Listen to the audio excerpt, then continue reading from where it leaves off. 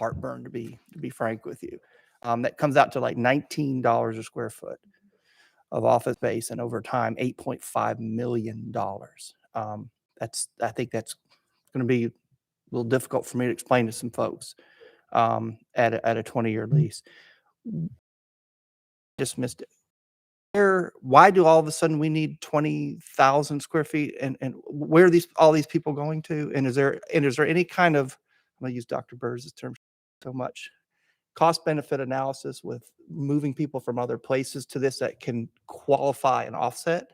Is there anything in that formula? So the fact is that our staff is growing. And so as we continue to grow staff and continue to add staff and to add new departments, we are simply running out of space in City Hall, as well as the City Hall annex and one room. How many people will this house? Yeah. And from a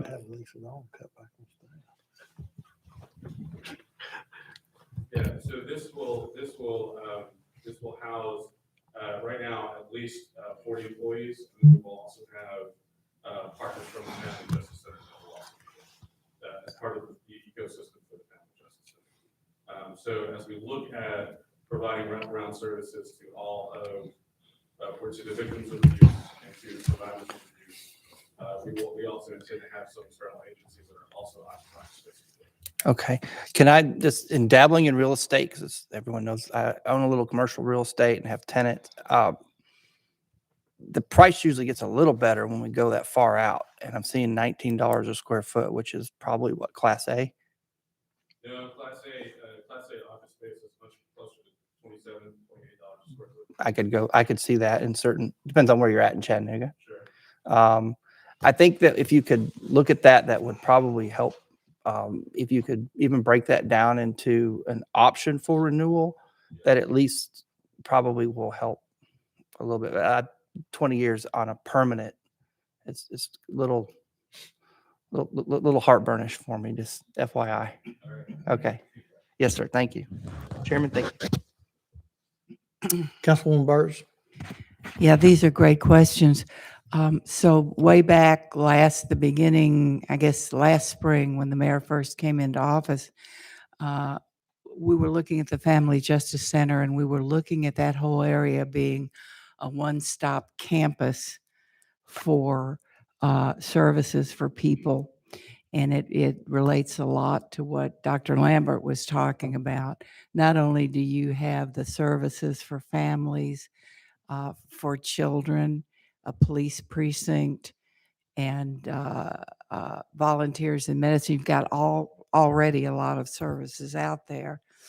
And so when the administration was looking at a way to have a one-stop shop, if you will, which is the cutting edge way of serving people, not sending them all over town for services, this came up. It's not the Uptain building. It's the old VA Center, which is attached right across a walkway to the Family Justice Center. So when people show up to our city for any kind of services, what you automatically have there is a matrix of services for them. And also, it's a public-private partnership, because you've got Eastridge Hospital, Humana, you've got all the other legal services there. It's a great campus, and it's on the bus line. So I applaud the administration for having this one-stop campus viewpoint. Now, that particular building has been retooled, but it was for medical services, so it's in great shape. As I understand it, it's going to be totally retooled. Our architects are designing how they want it retooled, and I don't know anything about those plans, but the administration has gone way above board to make sure. Nicole.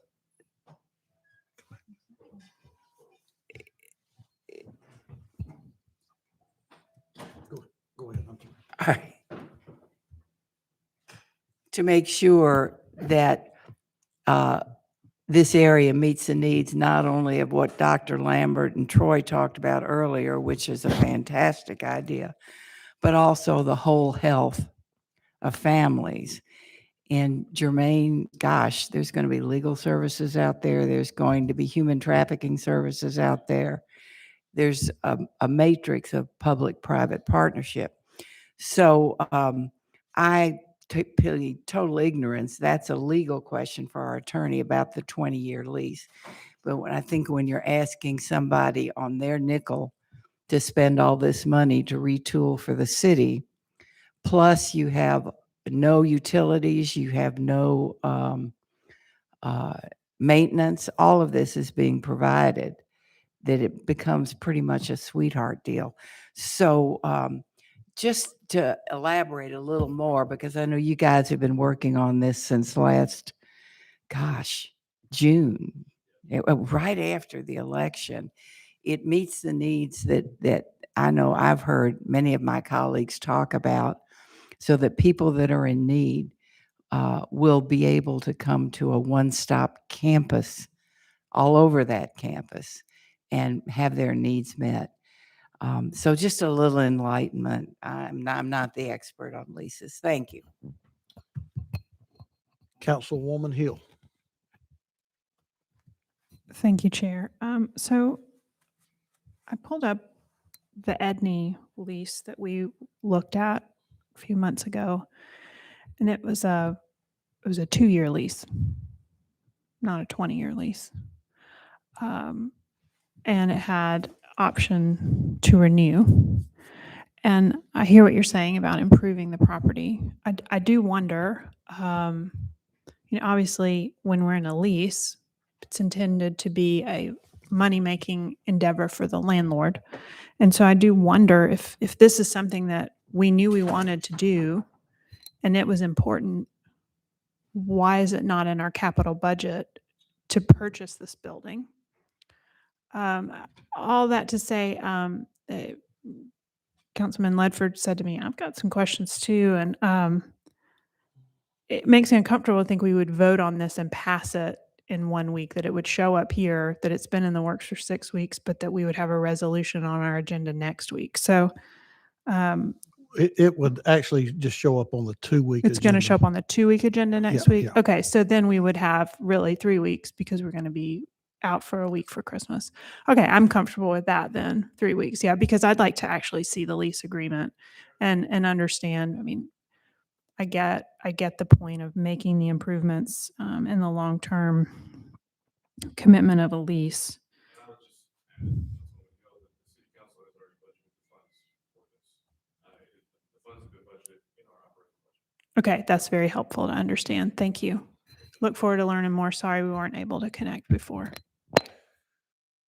Before we go back to Councilwoman Coonrod, Madam Attorney, did you have something that you want to share particular to this? I just wanted to answer Councilman Ledford's question about the lease term. Okay, well, let me go ahead and get Councilwoman Coonrod, and then I'll come back to you. Councilwoman Coonrod. Thank you, Chair. Yeah, Councilwoman Hill, she touched on one of the questions. Now, would he be willing to sell the property so that it's ours? We have not discussed the sale. Our previous conversations had only encompassed just conversations about a longer term lease. So we have not approached the possibility of a sale. Keep in mind that once we buy the building, the building will be a substantial cost, I'm sure. But yes, that is something that we could certainly reach out to them about. Yeah. We can make that request. Because over 20 years, we should be able to Sure. afford to own it. Sure, we didn't, I mean- the budget obviously we didn't budget for a purchase price. We budgeted for, Yeah. 1 year's worth of what we thought was the rent in terms of our operating budget. But that's certainly a conversation that we can have. Yeah, because I mean, we know we done seen time and time again where something is in the budget and council says we don't want it, right? We just had that discussion with Troy and them. But I would, really want to see, because administration and our mayor changes office if he's not reelected and he's term limit by, just 2 terms. So somebody, you could become mayor after Kelly is gone and say, no, that's not my plan. And then we no longer you need this space, but we're stuck contractually in it. I mean, even if we can do a term to say it extend it out to the end of his second term, perhaps, to give the next administration to come. They may have a different plan, I'm sure. It may not be this in those departments. I mean, we just seen the turn. It may be his departments may be named something else. He may eliminate everything that Kelly done come up with. I mean, because it's up to him. So I think we shouldn't be making plans 20 years out. That could be 4 other new mayors at that time. Yeah, I completely understand that.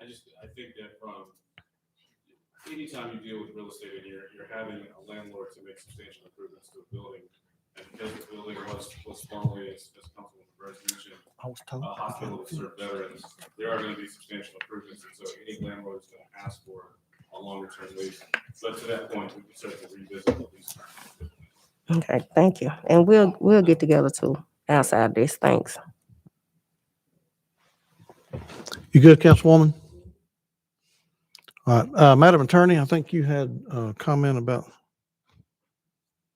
Sure, I just wanted to answer the question because I did the research back when this was getting handed out. We are allowed to enter into a lease for up to 40 years. This one was 20. And that we're required to have an annual review. You can only budget a year at a time. So there is a clause in every lease more than 1 year that is subject to funding clause. That is, I believe this is. And that would also be contained in this lease as well. This is valid, subject to the appropriation of funds. Councilman Ledford, you had a follow-up? I do, thank you, Chairman. So like any lease that we enter into, the city has a prerogative to get out of the lease Correct. at any time, given the, and Madam Attorney, you give me the term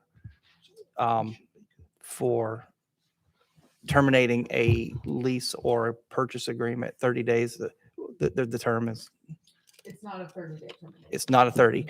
What would be the term? I have to look at it. I haven't looked at it in a couple months, but they are paid to build out. So could there be a structure to where the bill, I understand this, I do a little of this. So could you recuperate, or the landlord recuperate those build out in a term and then build upon that a more creative lease that would probably be more palatable? And also making sure the city has its prerogative on a yearly basis, depending on funding, because I think there's some really good points being raised here, putting taxpayers on the hook for 20 years through how many administrations possibly is, and obviously the optics, growing our government, it's just, I think we need to be careful, and maybe we could be a little more creative in the lease negotiations. I'll stop there. Thank you, Chairman. Yeah. To that point, the lease does contain very explicit language that says subject to appropriation of funds by the Chesapeake City Council on an annual basis. All right. Jermaine, I do have a solution to the problem. Fred Skillern it was his hope and dream to get central office of the school system down to the superintendent and an answering machine. So maybe we could just go with a mayor and an answering machine. That'd take care of the lease problem. Well, maybe Goldberg, I don't know. I see no other lights at this time, so thank you, sir. All right, I think that concludes all of our agenda items for this agenda session. Is there anything else that needs to come before this council before we go into planning and zoning? I'm seeing no lights, so at this time we will adjourn to planning and zoning, and I'll turn the chair over to Councilman Ledford.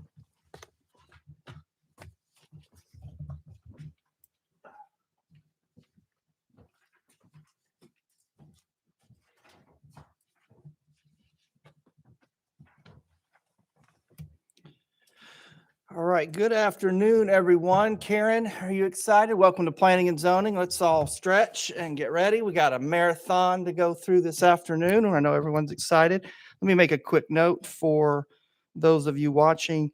Nicole, you will be leaving pretty soon, but our notes are being taken online by Karen Campbell. So if anyone sees that we do not have a clerk, we do. She's just really good at her job from home today. Karen, we have items to read, but first I'd like to entertain a motion for our minute approval. And thank you, without objection. Minutes are recorded. So here we go. Next week, Tuesday, December 14th. Karen, you have any notes for us before we start? And I apologize because I'm looking through this thing here and you're right in the middle of that. So I keep dodging it.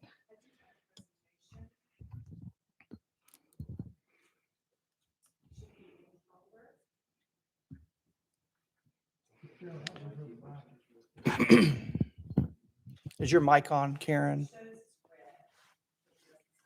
It doesn't sound like it's on. We could check, if we could check her mic, please.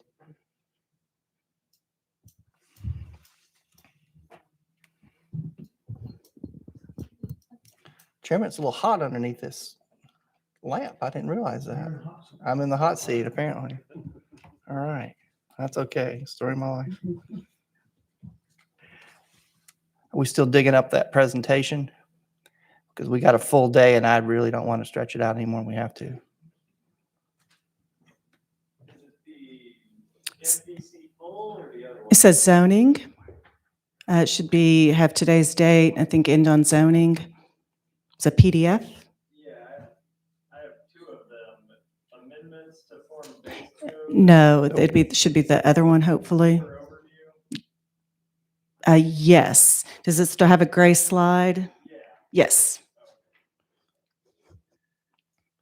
Karen, if you want to go ahead and Sure. start reading our first one, it's in District 3, and I'm sure the Vice Chair is very well aware of this case. So let's roll. Okay, and I'll just give a quick overview. We do have 20 cases, one old business, 19 new cases, and only one of those cases had opposition at Planning Commission when they acted on it. Much of the opposition had been worked out through deferrals or prior to Planning Commission. All of the 19 cases are recommended in some form by Planning Commission for approval or approval with conditions, and there are 3 ordinance amendments. The first case, 2021-196, is at 5390 Hickson Pike. This is next to the former Earth Fair. It's an piece of excess right-of-way that the applicant would like to rezone from R1 to C2 to combine with adjacent property. Both staff and Planning Commission found that a request was compatible with the plan, development form, and adjacent land uses of the area. And both staff and Planning Commission recommended approve to the rezoning to C2. And Mr. Chair, that's all the summary I have unless you'd like me to go through the case. That's fine. Let me take one quick housekeeping note since we have so many cases today. If you would be mindful of your light, if you'd like to speak, I'm going to watch the screen very carefully. If you do not wish to make comments, I'm going to move on to the next case quickly. Thank you for your assistance on that. And I do not see any lights on this particular case. So we will move on to case B, please. And for cases where it is pretty simple, I just have a summary slide unless you'd like to see additional slides. The next case, 2021-209, is a request to rezone property from R1 and C5 to C2 convenience commercial for outdoor storage of RVs and boats. There's some pockets of C5 zoning in the area, but as shown on the map, most of the area west of Champion Road is R1. This is on Champion Road, about 1,000 feet to the west of Highway 58. It's primarily vacant and single-family residential. The plan supports low-density residential uses, and staff found that the C2 zone is not compatible, could set a precedent for future requests and introduce a new form. Staff recommended deny. There was no opposition at Planning Commission, but there was robust discussion between Planning Commission and the applicant regarding conditions to mitigate the impact of the C2 zone. So this comes to you with a recommendation to approve C2 with the uses listed there, including an outdoor storage facility use only. Very good. Seeing no lights. Item C, please. Okay, this is a rezoning from R1 and R2 zones to C2 convenience commercial zone for a community mixed-use project. This is near the intersection of Morris Hill Road and East Brainerd. I believe that's Christ Community Church shown there in the large parcel to the west. This property is adjacent to the C2 commercial development shown in red along East Brainerd Road. The plan recommends medium density residential mix for the area, and staff found that commercial uses are not compatible with the plan recommendations, but the applicant's site plan did show some residential uses. So the staff found the request is partly compatible with the plan and recommending denying the C2, but approving the RTZ zone to allow development of those residential uses as shown on the site plan. There was no opposition at Planning Commission, but again, through discussion, Planning Commission determined that there was a desire to see this area transition to a more urban walkable development form. So Planning Commission's recommendation, you can kind of see it there on the map, the RTZ zone is running north-south on the eastern side of the property, recommending RTZ for that part, and then urban general commercial zone for the rest of the site, we're limiting the height to 2 stories. And that's intended to reinforce that more urban walkable footprint. Very good. This is in District 4. I did work with the developer and made that motion at Planning Commission. I think UGC is a great fit. It has a lot of more restrictions and very applicable to this situation. So no more comments. Item D, please. Okay, this one is a little unusual. This is a request for the northern portion of the waterside development with the addresses shown there to lift the conditions of a rezoning ordinance 13110. This is, get to a little bit more. This was rezoned in 2016 to C4 with conditions. There was a long list of conditions, but one of those was related to transportation access. One of the conditions that's being requested to be lifted is related to Shallowford Road and Napier Drive. The other is more related to the Shallowford Road and Lifestyle Way, and there is greater language there, but I'm not focusing on that because staff had requested a deferral just to be able to coordinate with our transportation partners, and we had such a robust agenda. Planning Commission, there was no opposition at Planning Commission. Planning Commission did move this forward, but noted to take the time between Planning Commission and Council to continue to discuss this project and worked on the lifting of conditions. So unfortunately, RPA shifted its busyness to Ben Taylor, who really took this on, has been spending the time since Planning Commission, even up to today, looking at the conditions, information, and discussing this with the applicant. Those conversations are still ongoing, so I don't have an update at this point, and I did run into someone on the way in who is interested and would like some more information about the case. They had just coming to this. So this does have a recommendation to approve, but I think I'll need until next week to provide an update on any other information to give you. Thank you, Karen. And I'm following this case very closely and have been since 2017. To note, there has been a lot of changes at Waterside, flexibility, loss in retail. Just to note a few things, the anticipated retail area in restaurants alone was 38,000. It's actually 25. Retail office was 345,000 square feet. It's actually only 183. So that is helped to trigger this request. I am in support of it, but I'm also in support of making sure that CDOT has what it needs in working with the applicant. So I encourage that conversation. Please keep me in the loop. We will update you until as soon as we can, moving through the next week. Very good. Moving on. Item E, please. This case, so we have heard this case several times. This is the Yes. case next to Mimosa Circle on Highway 58, where the applicant was to take a little bit more time to meet with the Let's not neighbors. read this one again and go over Yeah. the case. I do understand that there is a meeting. Councilman Hester is not in his seat. I do understand there is a community meeting this Wednesday. So hopefully we'll have some resolve and an answer on Tuesday. And I will Well, speak- 2-week, on our 2-week case date for that. And I'll update the presentation with that information. Very good. Thank you. Item F, please. This is a request to rezone property from R1 to R1 with conditions and R1 to the RTZ residential townhouse 0 lot line zone with conditions. This is property that's at the dead end of Peckinpah and Haskell Drive.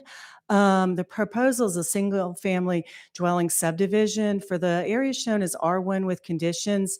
The applicant is self-imposed a condition that it be restricted to one single-family detached residential home.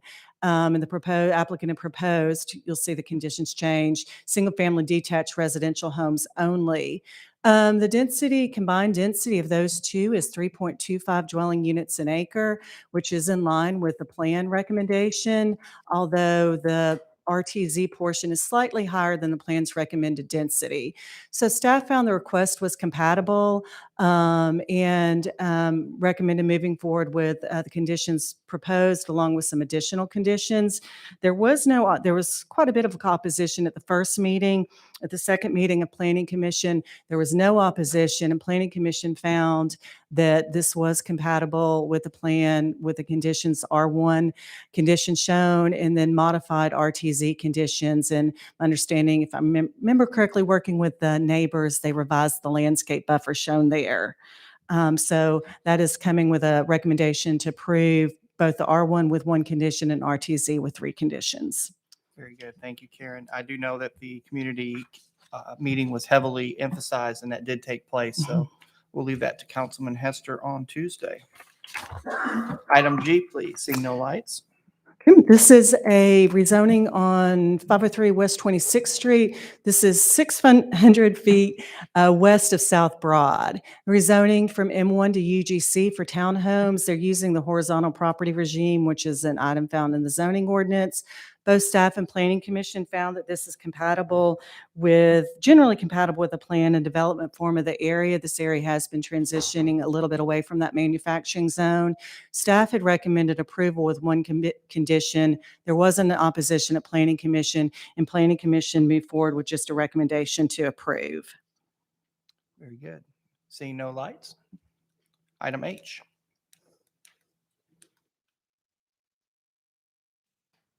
Okay, this is on Fagan Street, south of Main, east of Central, so the southeast corner of that intersection, rezoning from R3 to UGC. As you remember, we've had several rezonings in the past month, or really the past year, quite a few rezonings to UGC in this area.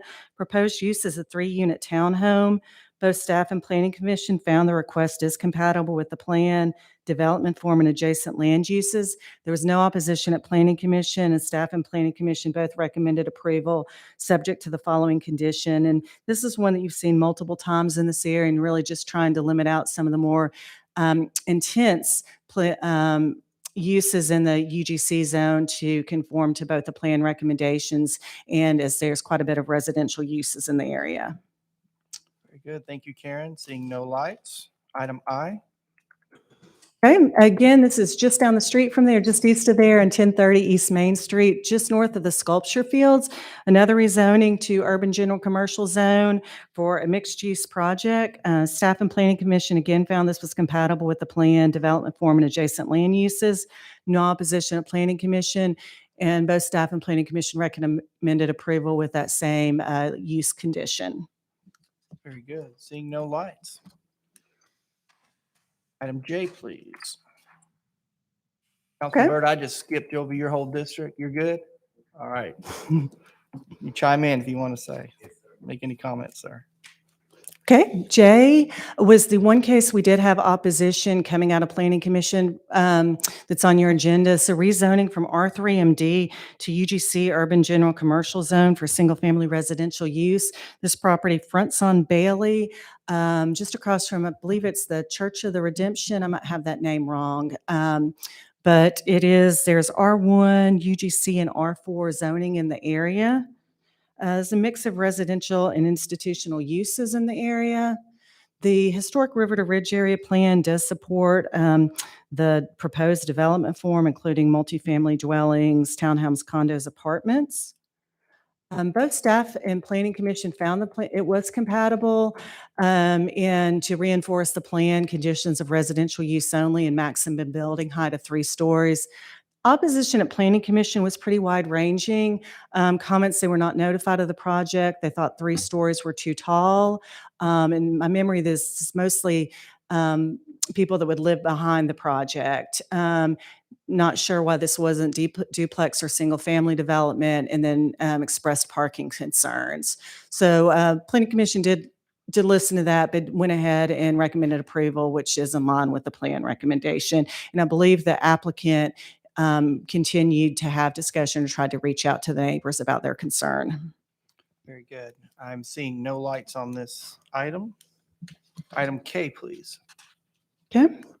This is at 2611 Andrew Street, which is about 1 block north of Glass Street, rezoning to R2 residential zone to restore a 2-family residential dwelling to be able to reuse that as a duplex. Both staff and planning commission found that was compatible with the plan, development form, and adjacent land uses. There was no opposition, and both staff and planning commission recommended approval.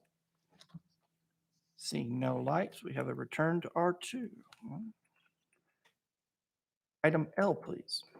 Okay, and this starts a series of cases that are somewhat similar with the same applicant, and spoke to Councilman Coonrod. So these are that series that we talked about where generally the uses are supported by the plan, but we did note perhaps a different zoning. So the first request is that R2 residential zone to the urban general commercial zone for a 4-unit townhouse. And this is on 2405 Bailey Avenue, just after it's split with Macaulay heading up to the tunnels. It's primarily single-family detached uses in the area, and the plan recommends the Historic River to Ridge Area Plan recommends urban residential place type, which does have a mix of uses, including single-family detached and 2 to 4 unit cottage courts, that type of use. Staff found that the proposed use, the townhouse use, is compatible. However, staff thought the RTZ zone would allow for a development that's more compatible and be a more appropriate zone. So staff recommended denying the urban general commercial zone and approving the RTZ zone with the condition of access from the rear alley only. And that's partly in response to just concerns about the location on Bailey there. The applicant, after getting the staff recommendation, did a site plan as if he was using the RTZ zone that staff recommended and noted just some of the complexities of that zone. And Planning Commission, upon hearing that, noted that the required 25-foot setback from the neighboring residential properties would be a hardship that would provide for smaller townhouse units not appropriate for this area. So the Planning Commission went ahead and recommended urban general commercial zone with the maximum building height of 2.5 stories or 35 feet, residential use only, maximum of 4 townhomes, and access from the rear alley only. So that keeps that pretty tight and pretty in keeping with the RTZ zone, but it is the urban general commercial zone. Thank you, Karen. This was a great example of an engineer working with RPA to kind of work through the recommendations and find out unintended issues that pop up. So I think we definitely made the right call there. Councilwoman, you good? Thank you very much. Item M, Karen, if you need to take a break, you let me know. Nope, I'm good if you are. All right, we're This good. is 1518 and 1520 Ryan Street. This property backs up to the Ridge Cut right-of-way. It's a rezoning to R3MD moderate density zone, and I highlighted that because it will change. Proposed use of townhomes. Staff recommended approval. The request is compatible with the comprehensive plan, development form, and adjacent land uses. There was no opposition at Planning Commission, and in the report, staff had said, hey, maybe the RTZ would work here also. At Planning Commission, the applicant did request a change to RTZ residential townhouse 0 lot line zone, so the request changed from R3 to RTZ. Planning Commission found the RTZ zone with urban setbacks would allow for a proposed development in keeping with neighboring form, and Planning Commission recommended approving that rezoning to RTZ. Very good. Thank you. Another good example of collaboration. Item N, please. Okay. This is 1603 and 1605 Old Ringgold Road, rezoning from R2 to urban general commercial zone for townhomes. Staff found the use is compatible with the plan, adjacent land uses. However, again, staff recommended the RTZ is perhaps a more appropriate zone at this location. There was no opposition at Planning Commission. The applicant found the RTZ recommended zone acceptable, and Planning Commission recommended approving the RTZ 0 lot line zone for this property. Very good. No lights. Item O. And the last of kind of this series, 912 Glenwood Drive, it's across from that big parking lot north of Memorial, rezoning from R1 to UGC. Again, for townhomes, again, staff really emphasizing the use of the RTZ to implement the plan recommendations, no opposition.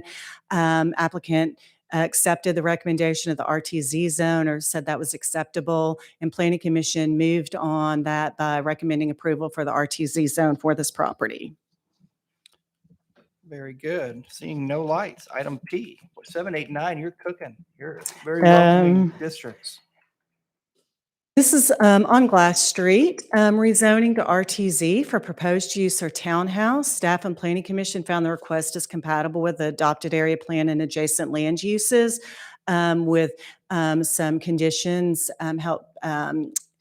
making sure it's an appropriate fit. There was no opposition at Planning Commission, and both staff and Planning Commission recommended approval subject to the following conditions: parking to the side or rear, no curb cuts onto Glass Street, only one curb cut onto Will Hoyt Street, no more than 3 residential townhouse units, and a maximum building height of 2 stories. Very good, Karen. Seeing no lights, we're ready to move into amendments. Okay, this is a series of amendments to the form-based code. The next 4 items are related to the form-based code, with the last 3 items specific to the Bend. And just take 1 minute to give you some history. When the form-based code was adopted, there were 4 contexts: the downtown core, river, urban, and urban edge. And there are all these zones for each context. 2019 form-based code was amended, so development sites over 40 acres could request a new context area and related zones. And then later that year, the Bend context zones were adopted. The Bend wanted to propose amendments to the zones that have been created and propose a new zone, and then wanted to rezone property to the new zone. There's not a process in place for that. So at October Planning Commission, staff was directed to create a process. And because we didn't have a process in place, ask staff to move forward with the requested changes for the form-based code. So there's 4 items there, and I'm going to work through those quickly. They're related to the items on your agenda. The first action item is an amendment to add a process to add new zones to the form-based code. There's really broken into 2 ways. The first one is if you have there's an existing form-based code and you would like to propose an amendment to one of those zones. The petitioner can request the Regional Planning Commission under non-agenda items to take that up for consideration. This is pretty much what we do now. Planning Commission is the one and have that public forum to have that discussion, but this codifies that process. The second part of this amendment is to add a new form-based code zone to a large site context area. Right now, the Bend is the only one that qualifies for that, but looking forward, we're hopeful that we might have, some additional projects come on board. So if someone wanted to add a new form-based code context area, only again for the large sites, only the Bend at this point, but again, this is an ordinance amendment that would be for anyone in the future. It lays out a process for that. It's limited to basically proposing a land use table, development standards, talks about a process, and that notes that staff will review both the request and provide a staff recommendation to the Regional Planning Commission.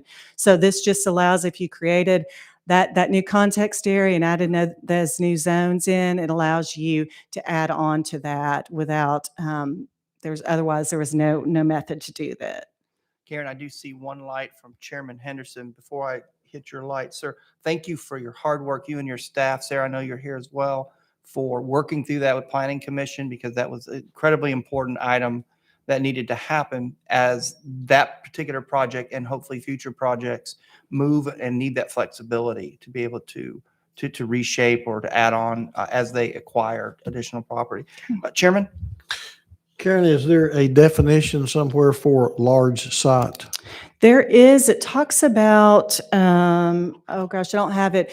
There's existing language in there that says if you want to create a non-abutting property large site, this is what that is. But I will confirm that language and send that to you. Okay. So it has a minimum of, I believe it's minimum of 40 acres. to create the new context area, and this would be to add on a zone to that. So it's got to be of a certain size, and partly if you do want to propose a new context, there's a process to go to have to meet with staff to say, why won't one of the existing context or zones that we already have in place, why wouldn't they work for Yeah, you? okay. All right. Thank you. You good, Chairman? Yep. Thank you for the question. All right, Karen, we're ready to move on to item R. I know Councilwoman Dotley is. Okay, yes, apparently, this is item R. I apologize. It says 6F. This is to add a new zone to the Bend. So this is the second of that 4 series of action.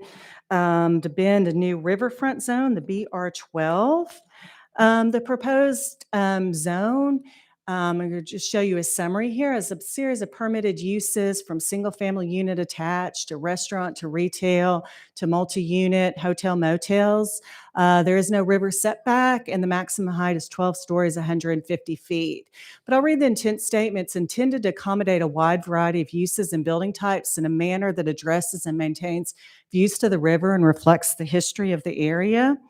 And in your materials, there's a large stack of information of all this, provides a lot more detail than I am touching base on. This is just a screenshot of the application materials for that riverfront zone, but there is a lot of robust information in there. Planning Commission found that the request for the proposed new Bend riverfront zone is appropriate if the area is different from other form-based code context areas and recommends adding this zone to the Bend context. I'm seeing no lights, but Karen, let me add on that the only zone we had to work with in our toolbox was BPK, and that just did not complement what the Bend is trying to accommodate, which is why this request is coming forth along with the amendment to amend the Bend context area. Any questions? How am I doing, Councilwoman?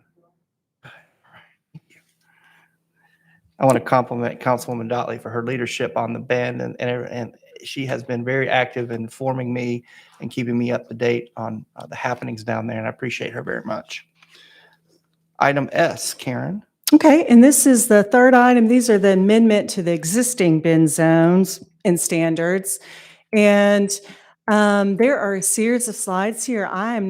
These are a summary of kind of all of the work. I will not read them. I'll just point out a couple items. But again, there's a very robust, I think I saw it was like 26 pages of backup information for, I think, almost each of these items. So this is a proposed amendments to the BCX12. In the packet of information that comes with this from coming out of Staff and Planning Commission goes into much greater detail about why it's needed, addresses parking setbacks, fenestration, pedestrian zones, street verges. Everything on here is being added, or where it shows a reduction, that's the request.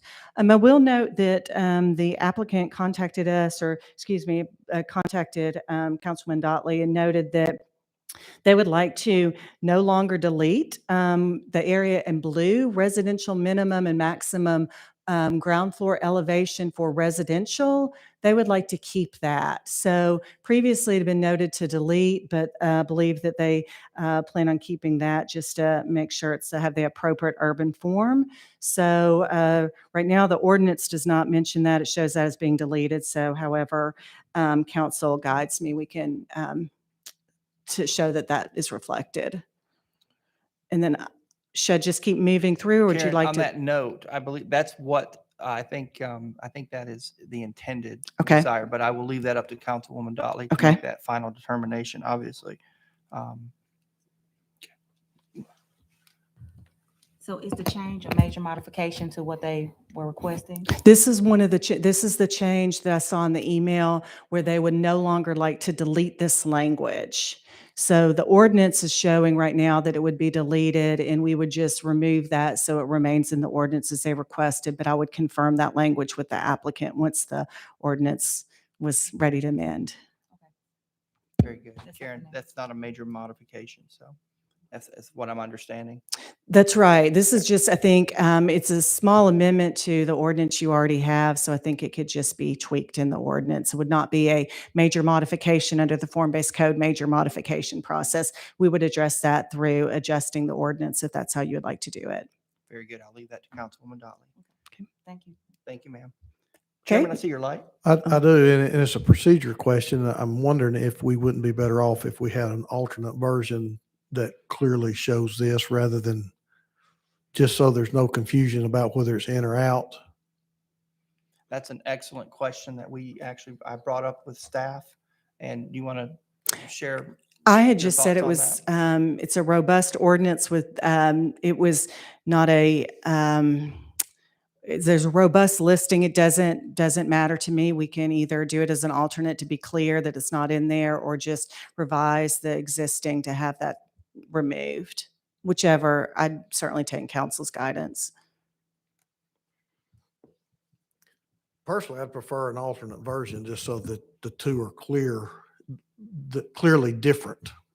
Well, right now would be a great time for us Chairman, I appreciate those comments. Councilwoman Dolly, can I put you on the spot?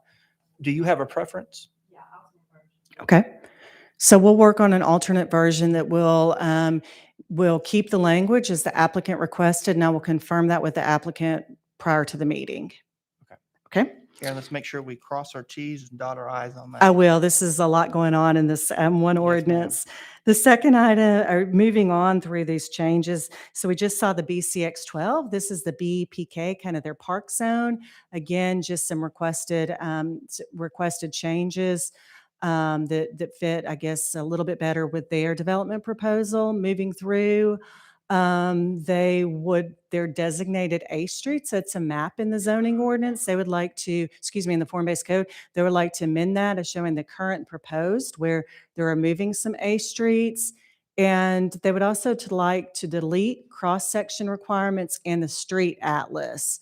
So I'm just giving you a screenshot here of what those sections look like in the form-based code. And so there's several pages of these, but these are just showing as a reminder that these are in there and they would like to strike those elements. Also would like to delete a statement regarding parking setbacks. This is addressed elsewhere in the form-based code, so it was determined that duplicating it in the bin section was not helpful. And then lastly, there is several changes to allowable uses. Many of these are already items that are defined and used in the form-based code. Some of them they're adding in as permitted by right. Some of them they're changing from permitted by right to special permit.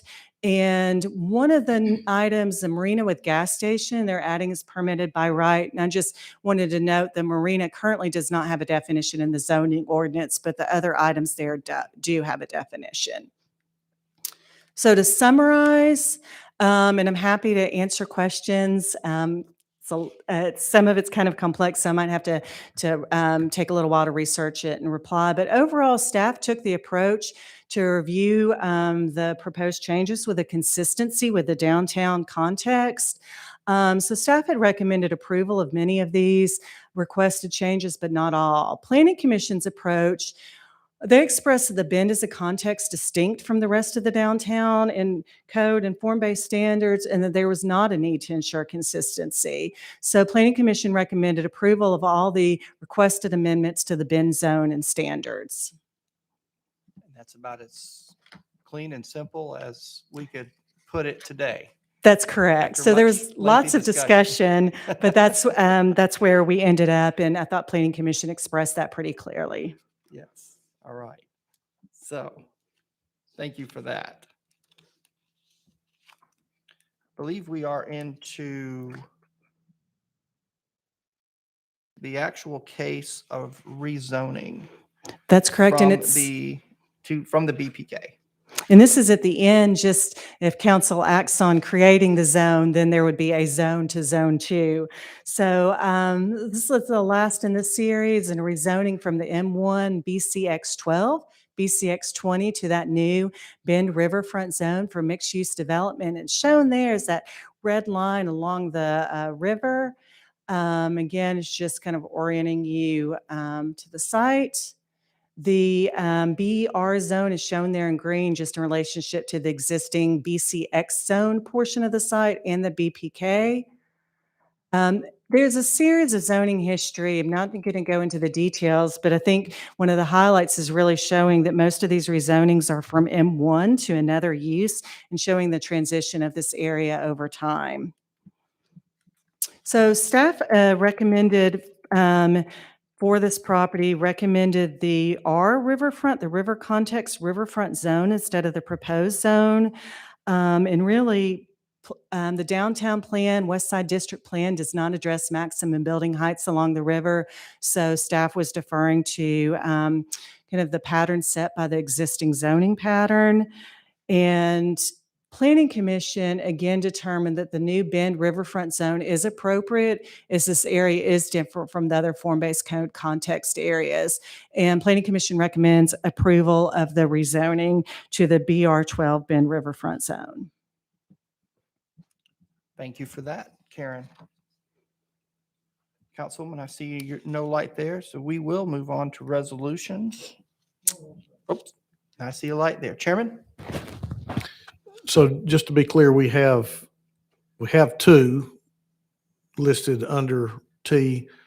Councilwoman, it's your desire to see the first one, the recommended for approval by planning, that particular text read next week? Okay, thank you.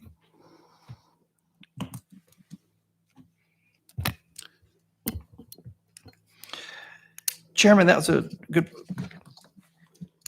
Karen, can we maybe, when it says recommended for approval by planning, do we need to add in that caption, Planning Commission version to maybe clarify that?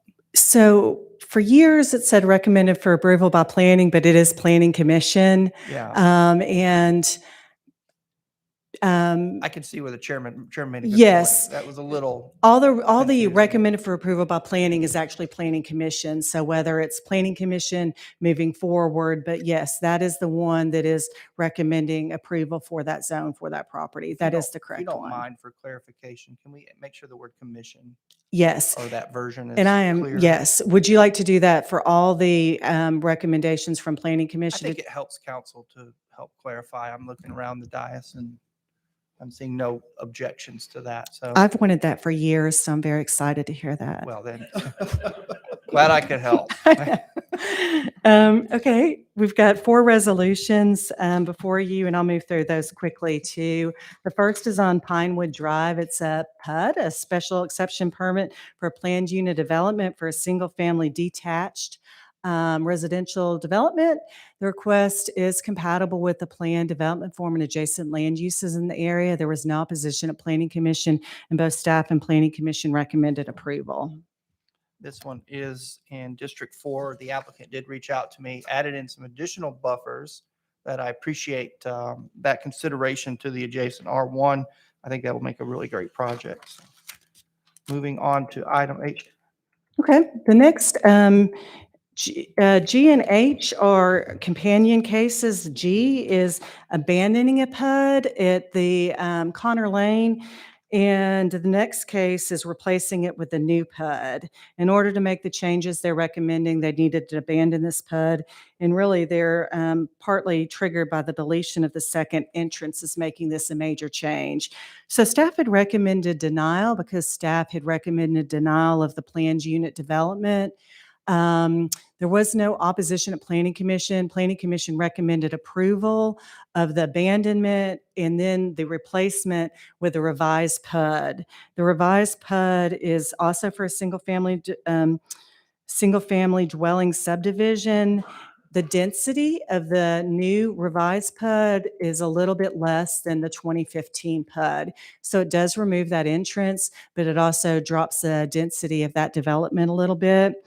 We did have quite a bit of communication with people about this case, and we did have some emails of support, but not to the extent that we would say we had opposition. So that is coming with a Planning Commission recommendation to approve both the abandonment and approve the new PUD for this site. Very good. Thank you, Karen. Dr. Burrs. So Karen, it says staff deny. Yes. So you're right. There's been all kinds of talk about this. I also understood there were going to be conditions. There were no conditions proposed at Planning Commission. This was deferred once. Staff had concerns about eliminating that Second Street connection.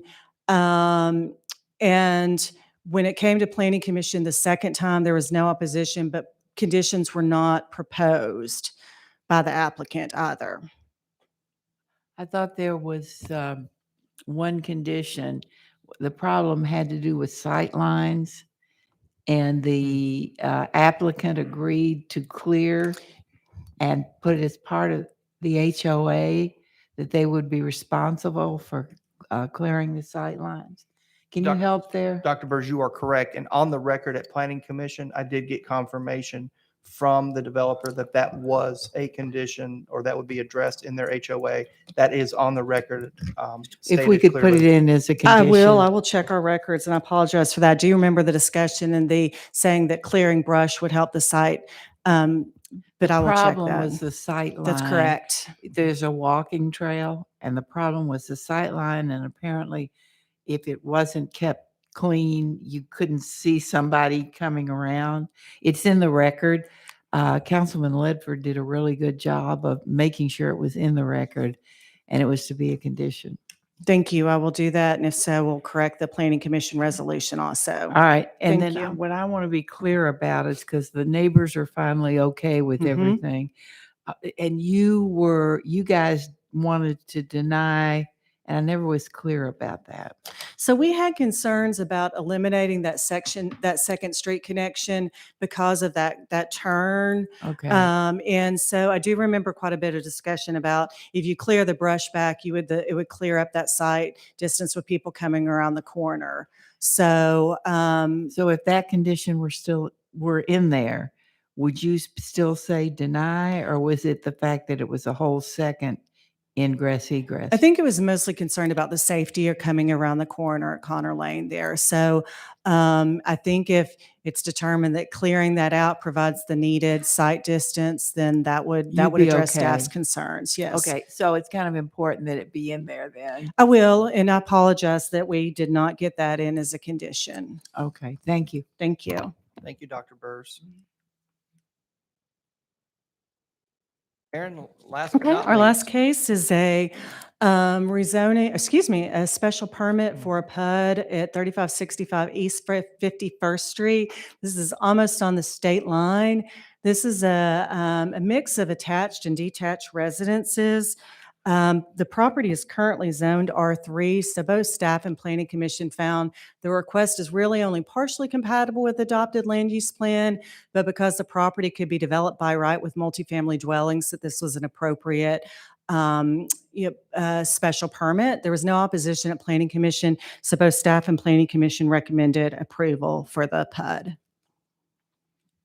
I'm seeing no lights. Karen, we did it. I Great, don't see thank any you. lights. Anybody on the dais have any questions or comments? Chairman, do we have any other business coming before this body? When we are adjourned till 6. Thank you, everyone.